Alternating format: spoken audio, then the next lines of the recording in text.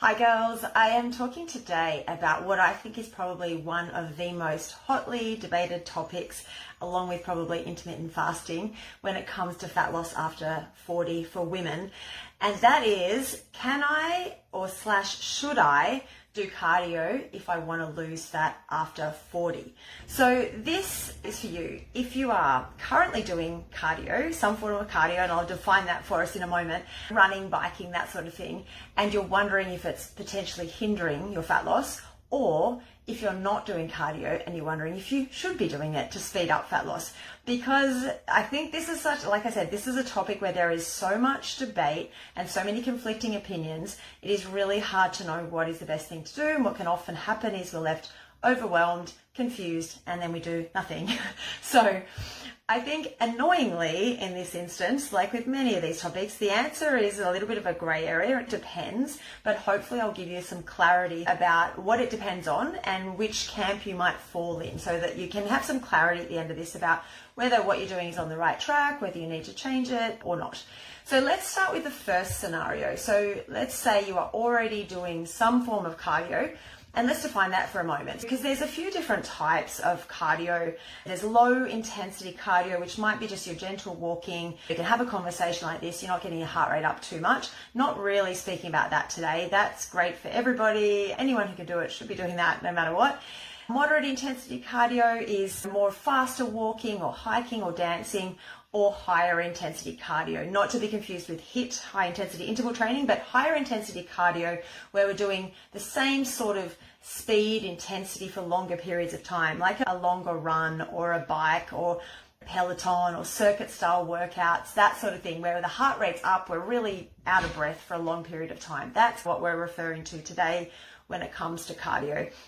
And the biggest criticism I feel is, and I read and watch a lot on these topics as you would in my research and my work, the biggest criticism of this type of cardio for women over 40 is that it ramps up cortisol, our stress hormone, which can make it harder to lose body fat. It can even promote the storage of belly fat. It makes us hungrier, impacts our hormones, our hunger hormones particularly. It drives up ghrelin, our hunger hormone, suppresses leptin, and that it can be detrimental to muscle gain. And we talk a lot about the importance of muscle in this group here, and how important that is to your fat loss goals as well. But the flip side of that, so this criticism of cardio, is that, and this is what I hear from a lot of clients, a lot of women, is that many women find cardio, running or biking or whatever, quite calming, quite good for their mental health, and they're not really willing to give that up. And also, on the flip side of that, cardio activity is great for our overall physical health, not to mention mental health and longevity. But when it comes to fat loss, is it the most effective form, or is it something that you should be doing, or is it something that's going to hamper your goals? So let's talk about that particularly. And I think, as I mentioned earlier, the answer is a little bit nuanced. So let's go into that for a moment. Let's take scenario number one, where a woman that loves her cardio. If you grew up in the 80s and 90s like I did, then cardio was everything. It was all about the cardio. Strength training was really a small sort of proportion of the population. Female population was doing strength training at that point. It was all about cardio. So if a woman is mainly or solely doing cardio activities such as running and biking and swimming, it's not going to be overly beneficial for fat loss. Does that mean you shouldn't do it at all? No, not necessarily. Like I said earlier, if it's something that you love doing and you really enjoy it, it's great for your mental health, doesn't mean you should stop doing it. But I'm just saying it's not going to be beneficial in terms of improving your rate of fat loss, particularly if it's to the detriment of strength training. So here's one of the other things that we know to be true about the vast majority of women over 40. Our time is limited. Our bandwidth is also limited. We only have so much time in the day and so much mental capacity to do things in our day and our week. So if we are only doing cardio, like if in the hours of the week that we have to exercise, all we're doing is cardio, that's not going to be particularly beneficial for fat loss. What we need to be doing, and I've talked about this in many other videos as well, prioritizing strength training. If your goal is health, longevity, fat loss, strength, all of those things, strength training is the priority, the number one. There are ways to get the benefits of cardio without going for a run, without going for a bike ride separately to what you're already doing. So strength training in and of itself can also be a cardio activity. So if we program our strength training so that we're doing lots of compound lifts, if we are having shorter rests between our sets, then all of a sudden our heart rate's up in this strength training session. We're killing two birds with one stone. So that's one way we can get our cardio activity while we're strength training. There's nothing like being efficient with our time when it comes to workouts. The other way is that, as I mentioned earlier, there's also high intensity interval training. So different to just your high intensity training where your heart rate's up the whole time. High intensity interval training, which I've talked in separate videos about, is where there's this up and down of your heart rate. It's really high intensity, so 9 or 10 out of 10 in terms of how much effort you are putting into the exercise. And then we're dropping that right down for some recovery and rest in between, and then bringing it back up. The beauty of HIIT, that high intensity interval training, is that we get the benefits of cardio in a shorter space of time. The downside of HIIT is that if you're a beginner to training, if you're at the moment, just say all you're doing is walking, and I shouldn't say all you're doing, walking's great to start off with, but if you're not used to strength training or any higher intensity activities, then that HIIT style training is not going to be appropriate for you at this stage. So we might want to get those cardio activities in from your regular cardio, from faster walking, from doing some hill walks and things like that. Now, if you love cardio, right? If you're someone who's, I do not want to give it up, even if it means I'm not maximizing my chances of fat loss, and you're worried about cardio's impact on cortisol, because as I said, that's the biggest kind of criticism of cardio when it comes to women over 40, that we're already more prone to high cortisol. Is estrogen declines in perimenopause and menopause drops off a cliff. It's that protective hormone for our stress hormone. So we're less resilient to cortisol and stress. So if you're worried about cardio and its impact on increasing your cortisol, I want you to think about these few things first. Are you doing strength training as well? So are you prioritizing, say, 2 or 3, 4 maybe strength training sessions a week? Are you eating enough protein so your body's fueling for the workouts it's doing, and carbohydrates as well around those workouts? Are you getting enough sleep? You're not waking up after 4 hours and going for a 4-hour run. That's the extreme, obviously, but are you getting enough sleep as well? And are you recovering after your cardio? So recovering, I don't mean just doing a few stretches and that sort of thing, rolling. I also mean in terms of your nervous state. So when we're in that high cortisol state, we're in a sympathetic nervous system. We want to have a bit of a range of some parasympathetic nervous system action as well.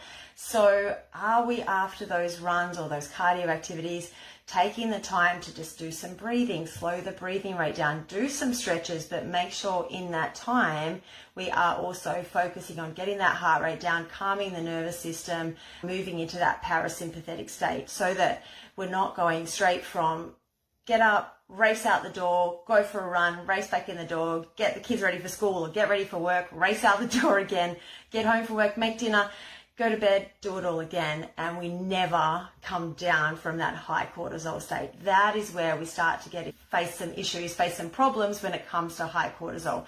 It's not just the runs you're doing once or twice or 3 times a week. It's that you're always in that rush high cortisol state. You're never coming down, and the cardio is not helping. So I want you to think about it in the wider context of your whole day and your whole week, not just the isolation of, oh, I'm doing this run once or twice a week. That's stuffing my cortisol up, and that's why I can't lose weight. It's have a look at it in the context of your whole week, not just that one isolated cardio activity that you're doing. So let's move on to the second scenario. If you're a person who is currently not running or biking or swimming or doing any of those high intensity cardio activities, and you're wondering if you should to speed up your fat loss or to improve your rate of fat loss, then I want to answer that for you now. I want to take the pressure off right now, because I feel this is a big issue too for women over 40. With all of these things that we should be doing, could, should, would be doing, if you are in that boat of should I be running as well to get more fat loss, then the answer is no. So ease your mind. If you don't want to be doing that cardio activity and you only are thinking about doing it or doing it because you think it'll make fat loss faster, then you don't need to do it. I did a video on this a couple of weeks ago. It's called the only 3 types of training you need for fat loss after 40. And in that I talk about the 3 main priorities, as I just spoke about earlier. Walking, so that low intensity cardio, just movement is so important. We're so sedentary now, that has a bigger impact on our fat loss than if we're going to go for the odd run here and there. So if you can just move more, walk more. Number 2, strength training, obviously really important to build that muscle, increase the metabolism, etc., etc. And number 3 is that high intensity interval training for those people for whom it's appropriate. So that can be shorter bursts of higher intensity activity rather than those longer, slower runs. Now, I want to just speak to a lot of people's perceptions of cardio. It does feel like if you're going for a run that you're burning fat, you're out of breath, you're sweating, but it's the amount of energy consumed or burned or used, whatever you want to talk about it, is probably far less than you think.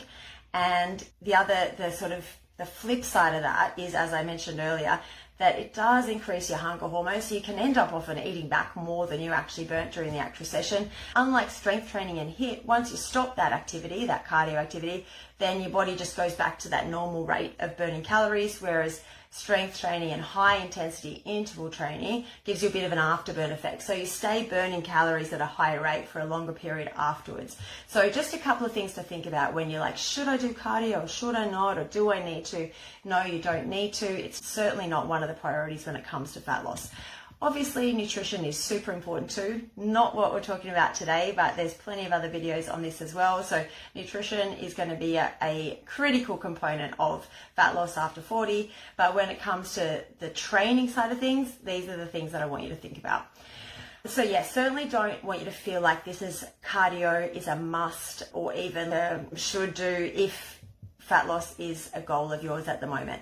If it's fun and you love it and you enjoy it and it's great for your mental health, by all means go for it. Don't feel like it's going to be like detrimental to any great extent. If you're already doing the strength training and the recovery and nutrition as we spoke about, strength and walking, they're enough when it comes to fat loss goals.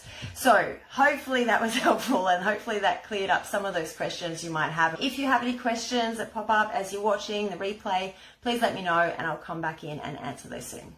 Thanks a lot, girls. Bye.